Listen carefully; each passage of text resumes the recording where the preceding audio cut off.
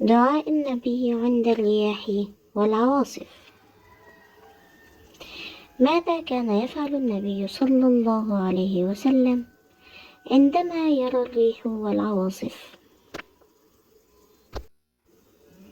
قال الرسول صلى الله عليه وسلم: الريح من روح الله، تأتي بالرحمة وتأتي بالعذاب، فإذا رأيتموها فلا تسبوها، واسألوا الله من خيرها، واستعيذوا بالله من شرها.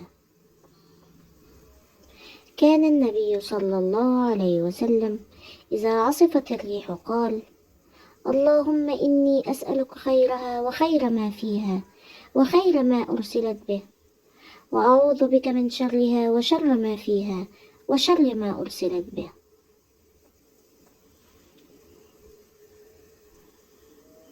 إذا أعجبكم الفيديو لا تنسوا الاشتراك في القناة وتفعيل زر الجرس ولايك حتى يصل لكم كل جديد.